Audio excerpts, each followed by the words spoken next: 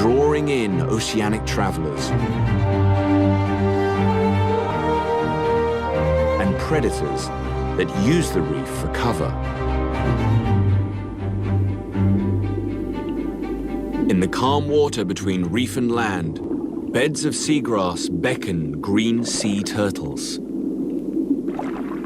They spend their young lives in deep water, eating small sea creatures. But as adults, they go vegetarian. Weighing an average of 450 pounds and protected by a tough shell, it has little to fear from most residents of the reef. But there's one very big exception.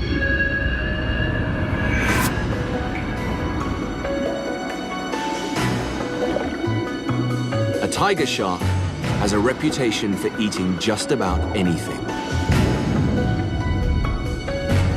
But it's especially well equipped for hunting turtles.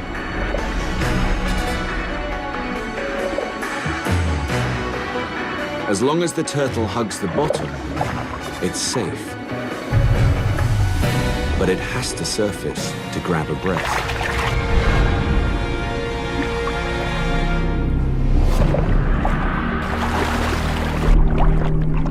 The turtle can't pull in its head or flippers. But even if it could, the tiger's shear-like jaws slice right through the shell.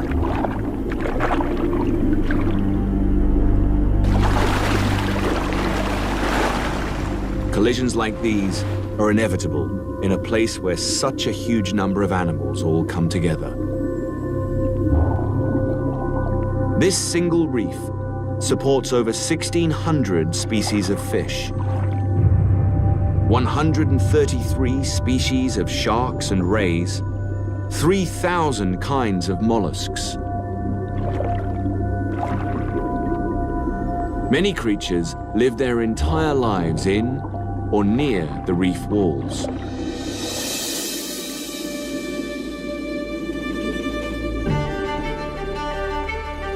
The world's largest coral reef, a hunter nearly as old as the forest itself.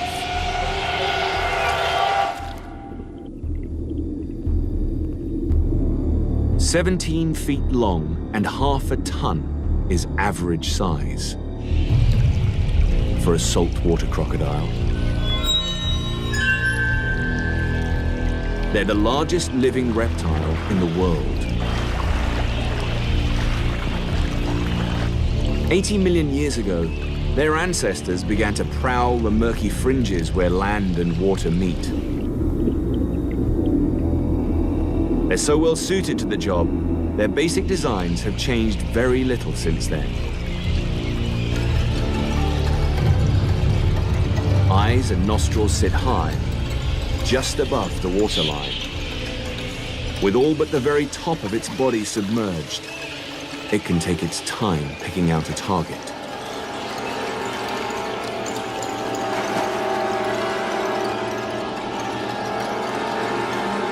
Sweeping its tail like a massive oar, the crocodile launches 8 feet out of the water.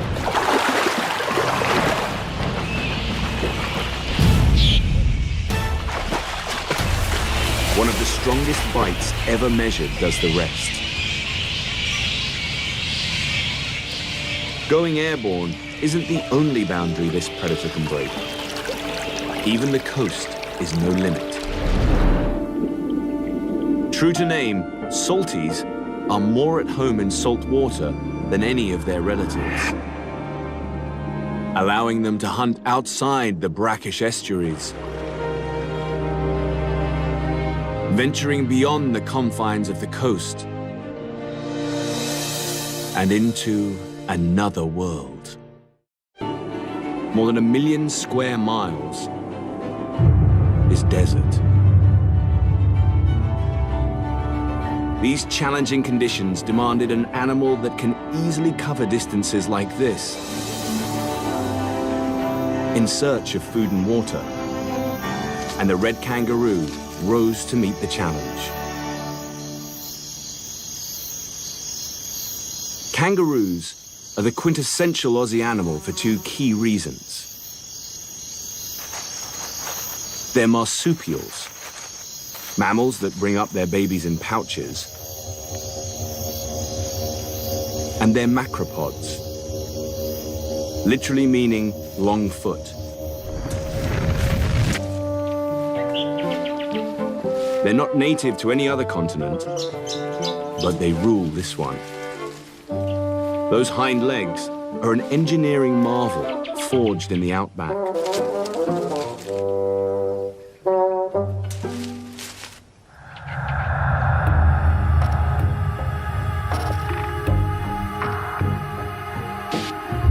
When a kangaroo hops, spring-like tendons capture the energy from each landing and use it for the next launch.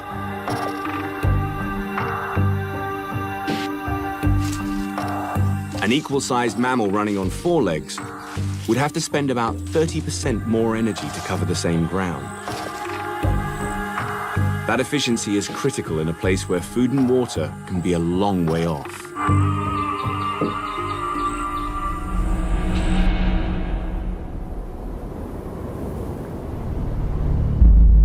But even with their advantages, some don't make it to the water in time.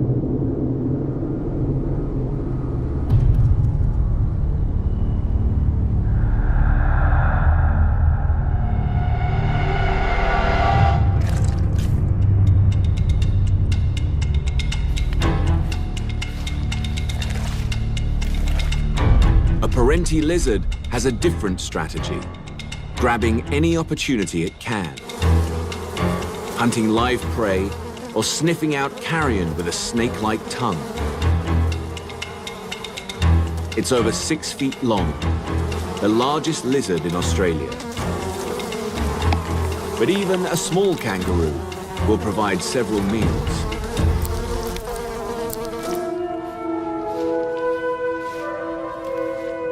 A Parenti can live on less because it doesn't need to spend energy regulating its body temperature.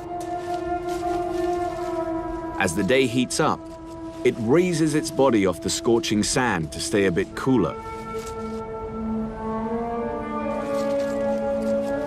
Hot days and chilly nights, it ducks into its burrow, hiding from the elements or staying on the move. That's how to deal with life in the Australian desert. But Australia wasn't always this way. For the last 30 million years, the lone continent has been slowly inching toward the equator, growing ever hotter and drier. Once upon a time, it was a greener, wetter place. Leaving the arid center and heading 1,000 miles to the Queensland coast, there is one remaining sliver of this bygone era. It's called the Daintree. It may be small, but it's older than the Amazon, perhaps 180 million years old. Some say it's the oldest rainforest on Earth.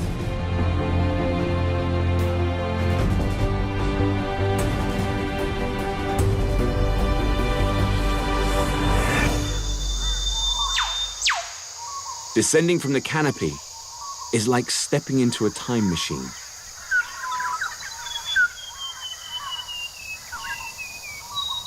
Most of the animals that now populate Australia started out in a climate like this.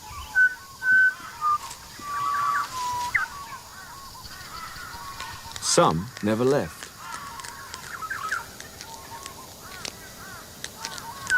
This is Kangaroo version 1.0. The musky rat kangaroo is the most ancient living line of the macropods that conquered Australia. He's got the legs, but the hop wasn't perfected until kangaroos left the forest.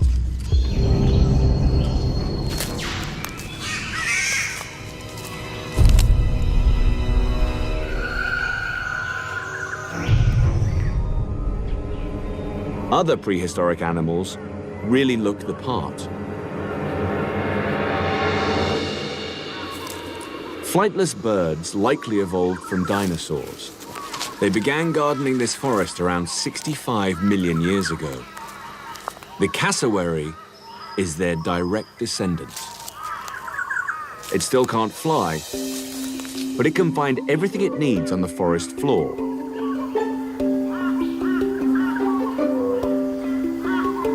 Mostly fruit. Some contain seeds too big for other animals to ingest, but the cassowary manages.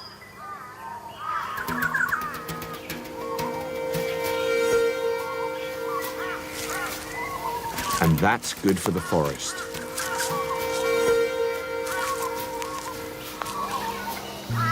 A detour through a cassowary's gut can improve some seeds' chances of sprouting as much as 20-fold. Rainforest and cassowary have been partners for so long, each needs the other to survive. Where birds patrol the ground, mammals take to the trees. Flying foxes have access to fruit that the cassowary can't reach. By day, they roost in colonies numbering in the thousands. Older, more dominant males seize the higher branches, forcing younger bats to roost near the water.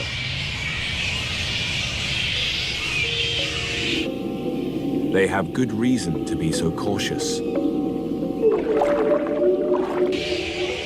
Reef could only have formed under just the right conditions. The first coral grew on a sunken plateau of built-up sediment, sediment that had to come from somewhere. It took the power of erosion, flowing fresh water, and mountains of rock to scour and wash downstream. In Australia, all that is delivered by the Great Dividing Range. These mountains tower over the east coast for 2,300 miles. To this day, they capture rain, sending water and fertile soil downstream. Not surprisingly, most of the country's human inhabitants live in the fertile east. Just beyond Sydney, the Blue Mountains hold temperate rainforests and tall stands of eucalyptus. But this is Australia. Heat and drought are never far away. These forests must face the possibility of destruction in order to survive.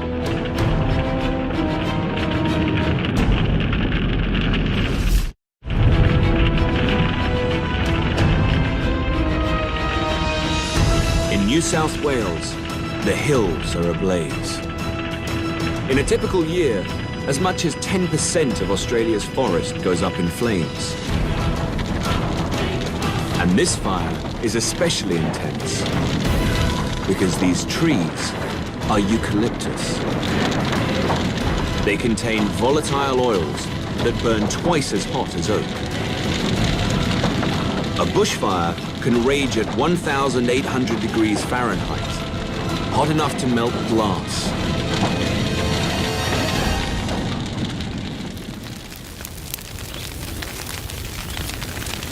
But the inferno doesn't mean the end of this forest. Eucalyptus trees have evolved not just to survive fire, but to exploit it. The heat triggers dormant shoots under the bark to awaken.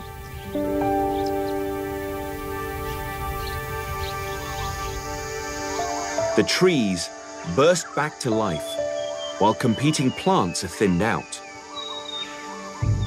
The first eucalyptus began developing these abilities over 30 million years ago in a much wetter climate. When Australia grew hotter and drier, the trees seized their moment and spread across the continent. As the eucalyptus was evolving to make the most of bushfires, A unique animal was evolving to make the most of the eucalyptus. The oils that make the leaves so flammable also make them hard to digest. But a koala eats almost nothing else. Like most Australian mammals, she's a marsupial, but one that rose to meet a different set of challenges. Her liver is able to deactivate the toxic compounds, and her gut is fortified with microbes to extract the most nutrition from the leaves. But such specialization doesn't come easy.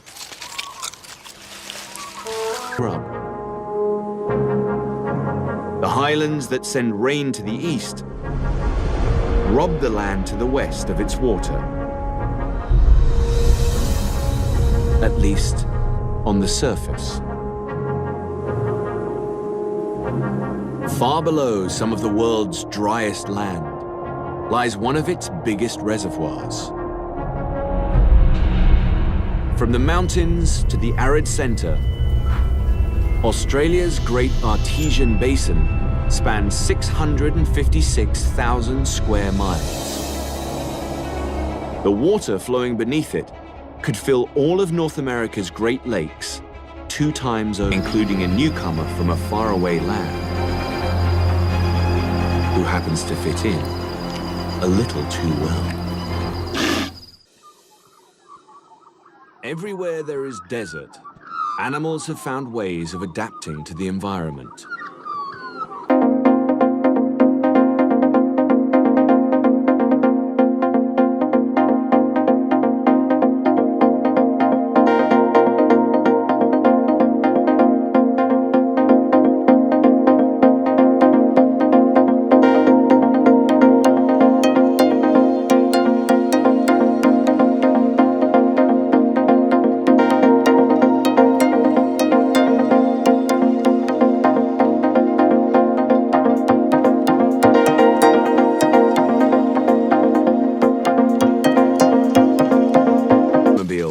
The camels were abandoned.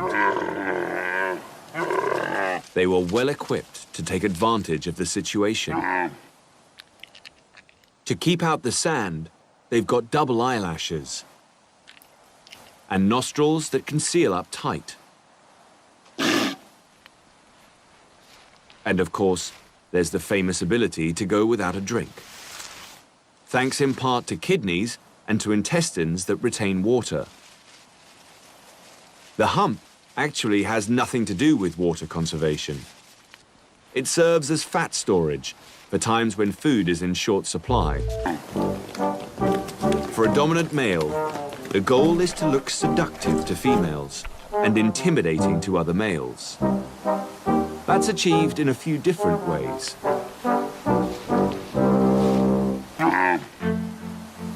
First, he inflates a bubblegum-like sac called a dulla. Then he adds a few flourishes, grunts, gurgles, and a liberal amount of foamy saliva.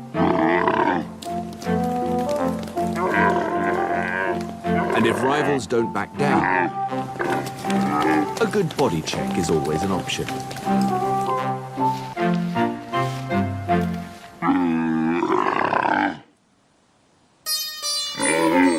Bizarre courtship aside, feral camels are so good at reproducing that they've become a problem.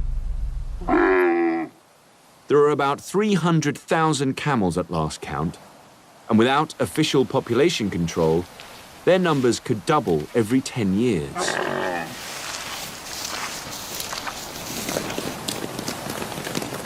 There are no native camel predators in this new world,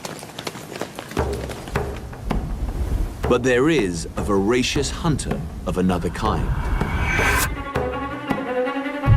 It's built like a tank, with armored spines, able to take whatever the desert can dish out. So fearsome in appearance and demeanor, it earned the name Thorny Devil. It's equipped to kill its victims by the hundreds. Luckily, it's only 4 inches long. Desert life is good for this little devil. Most mornings, after warming up in the sun, it locates a trail of foraging ants. Not a difficult task in the desert. Then it lets the conveyor belt deliver food, one bite at a time. A single ant isn't that nutritious, so the thorny devil has to eat a lot of them, around 750 a day.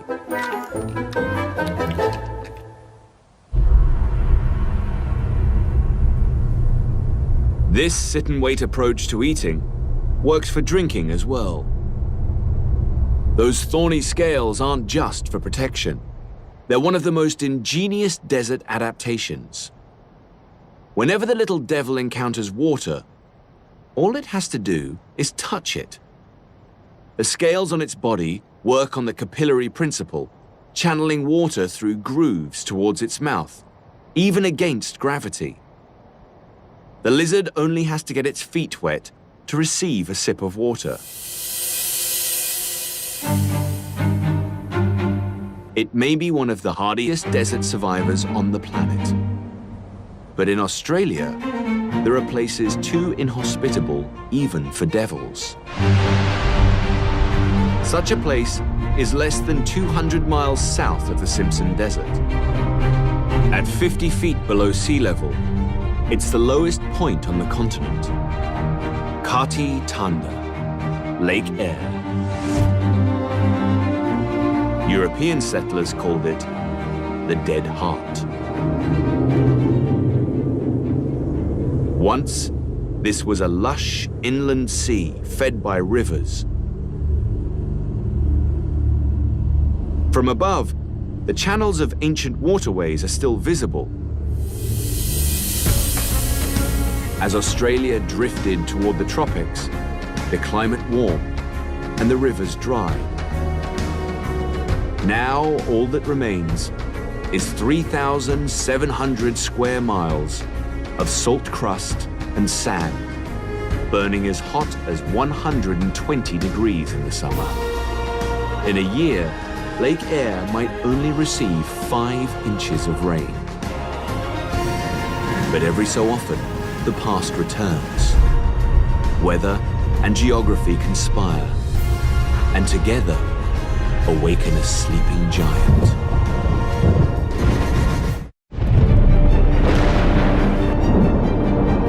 When rain finally comes to Australia's deserts, it arrives as an explosion.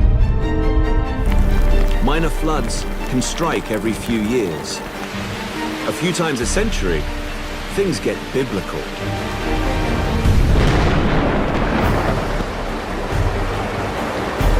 When a storm of the decade hits, much of the water doesn't flow toward the sea. Instead, rain that falls over nearly 1/6 of the continent pours into ancient river channels, rushing inland towards the lowest elevation. Lake Eyre regains its title. Suddenly, it's the largest lake in Australia, and when it's full, about as salty as the ocean. The transformation sets off a chain reaction. Somehow, birds from hundreds of miles away can sense the change.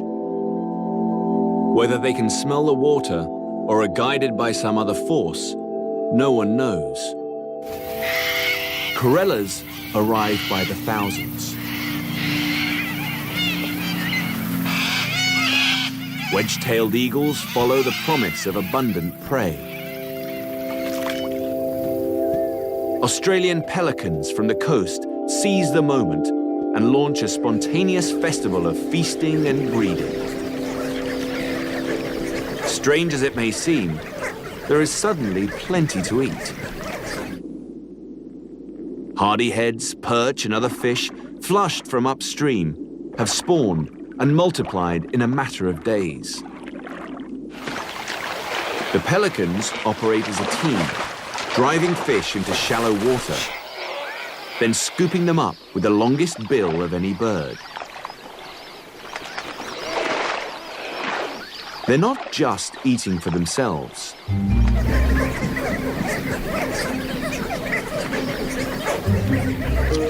Pelicans breed whenever the time feels right.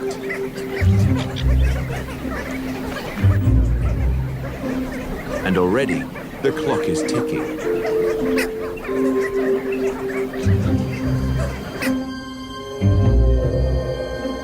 Lake Eyre began evaporating as soon as it filled up.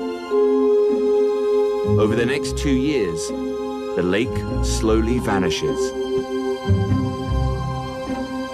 The raucous visitors move back to the coast. Silence descends upon the desert, but not completely.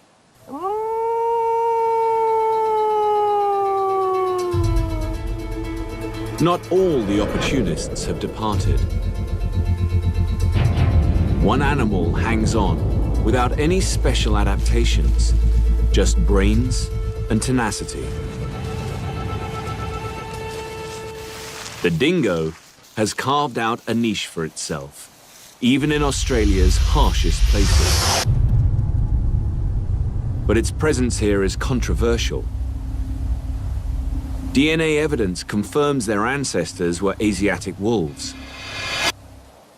So it's likely they arrived here in the company of Asian voyagers 3,500 years ago or more. When the travelers left, the dogs stayed behind.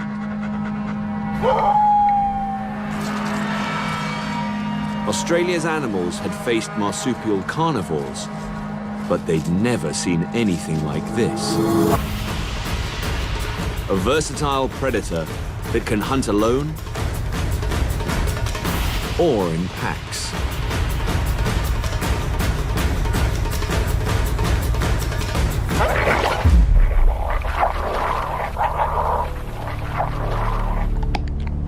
And a family structure where sharing the spoils of the hunt increases everyone's chances of survival.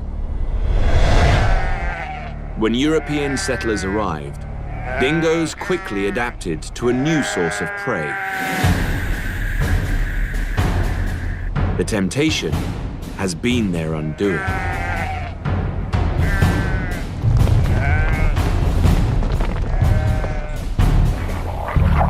There will always be people who want them dead,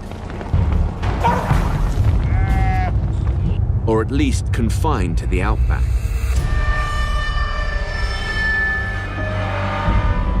In a land where few Australians tread, there stands an impressive human creation. The dog fence slices through more than 3,000 miles of the country. An early 20th century solution intent on banishing dingoes to the desert.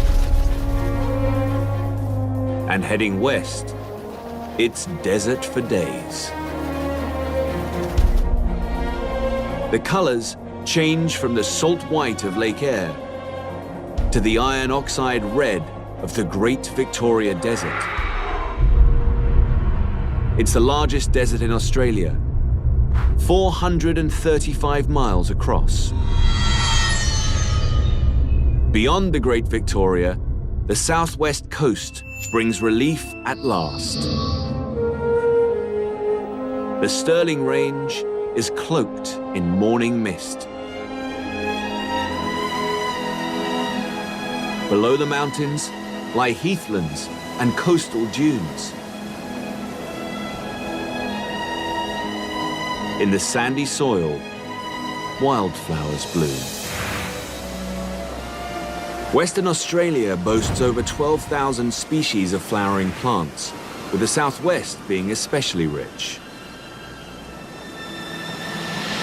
At any time of year, there will be blossoms. That's critical for one animal. The marsupial honey possum eats only nectar and pollen, one of only a few mammals to do so. Without year-round blooms, it couldn't survive.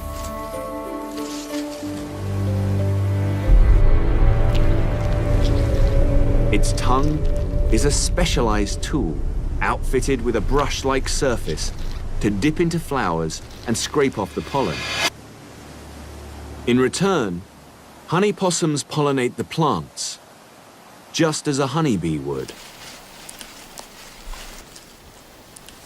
Plants that keep the dunes from blowing into the sea. In Australia, there may be no better example of the interconnection of the land and the life it holds. On the southern coast, gentle dunes are the exception to the rule. The land looms ever higher and more rugged.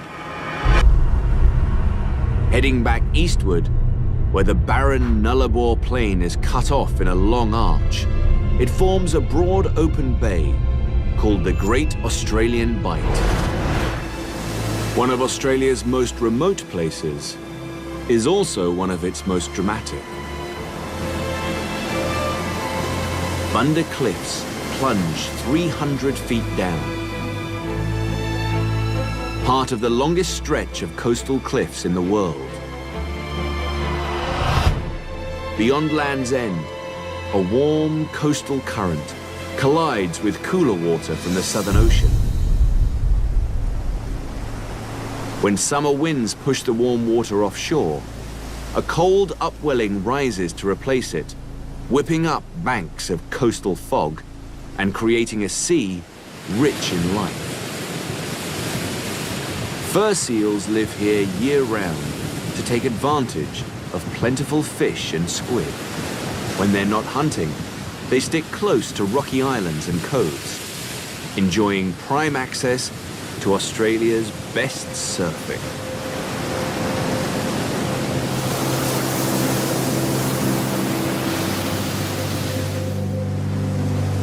Heading eastward from the Australian Bight, the ocean continues to cool until it meets the shores of a green island, a world apart and a last refuge. The streams still run cold in the highlands around Cradle Mountain, offering the perfect safe haven for one quintessential Aussie creature. The duck-billed platypus is not uncommon in Australia, but it's a rare thing in the world at large.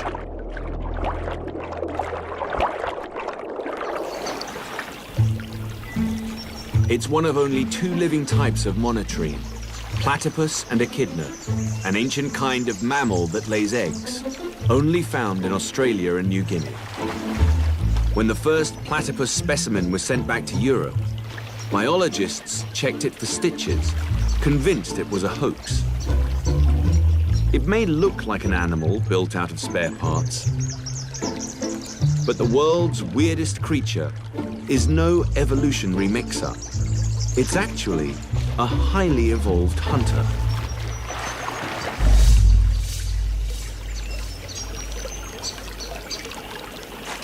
More than just a mouth, that duckbill is a sophisticated sensory device, a bit like a personal metal detector.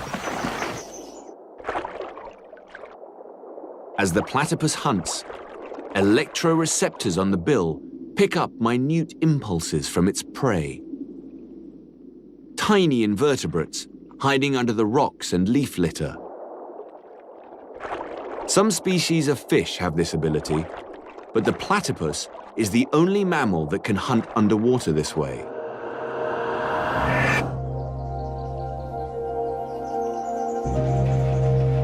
Protecting the last strange creatures is Tasmania's gift to the world.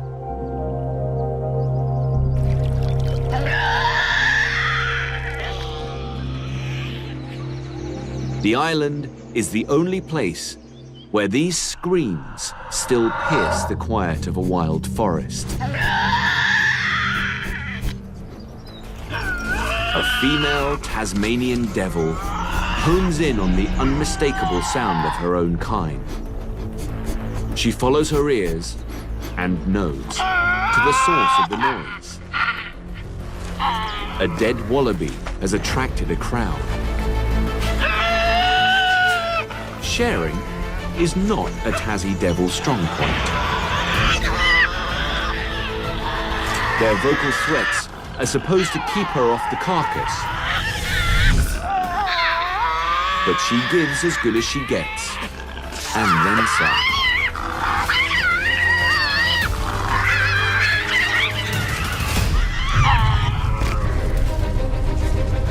They're no bigger than a small dog, but ferocity makes up for stature. Oversized heads and muscular jaws deliver one of the most powerful bites of any mammal for its size. Easily ripping through muscle and crushing bone.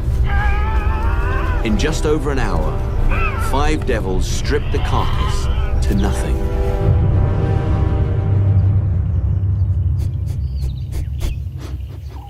Today, Tasmanian devils are the largest living marsupial carnivore.